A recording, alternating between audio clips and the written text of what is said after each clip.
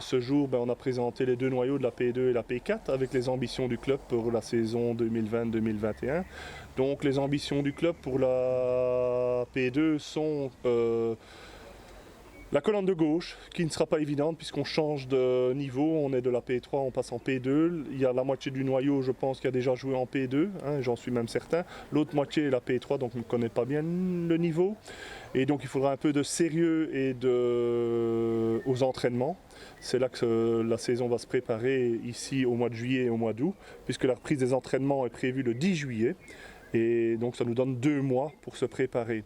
À ce niveau, on accueille de nouveaux joueurs.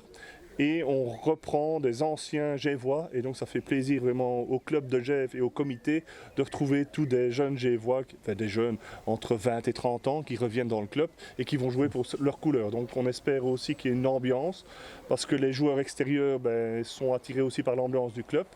Et on garde aussi une grosse partie du noyau de l'année passée, ils sont fidèles, ainsi que le staff de la saison dernière. Voilà, on était contents de leur travail. Je pense que oui, avec un titre au bout de 24 matchs joués, sur une saison spéciale, mais on a été en tête du championnat pratiquement toute la saison, et donc je pense que le titre est largement mérité. Derrière cela, nous avons une équipe B qui est l'équipe P4, aussi avec 2 entraîneurs du club, qui sont Louis Paquet et Lucien Herman, donc très intéressant, avec un noyau aussi étoffé et avec des ambitions de jouer la tête.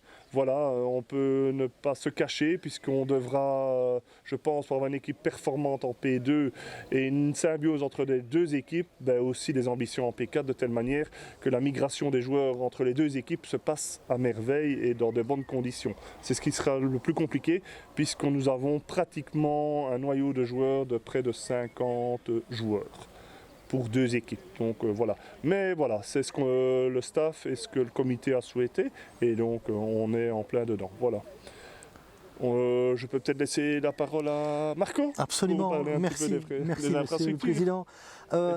Avant les infrastructures, ce qu'on a fait aujourd'hui aussi, c'est on a mis au point toutes les données pratiques et administratives en termes de commande de kits. Donc on a pris les tailles pour le nouveau kit d'équipement qui sera prévu avec la cotisation de cette année-ci. Aussi mis au point les nouvelles procédures en termes de sécu, puisque je suis sécu depuis 1 mois maintenant et qu'il y a des choses que les joueurs devaient savoir absolument aujourd'hui.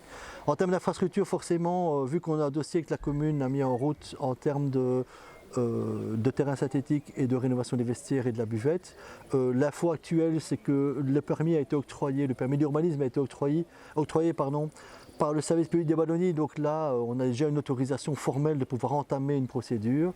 La procédure suivante, c'est un appel d'offres qui va être lancé par la commune auprès de différents corps de métier qui vont remettre au prix pour pouvoir réaliser le projet. Une fois tout cela sera bouclé, le dossier part à la région wallonne pour accord et signature du ministre.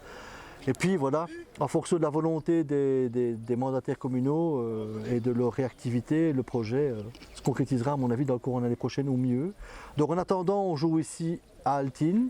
La commune a rénové complètement et remis à neuf les infrastructures qui étaient à l'abandon puisqu'Altine ne jouait plus ici depuis plus d'un an.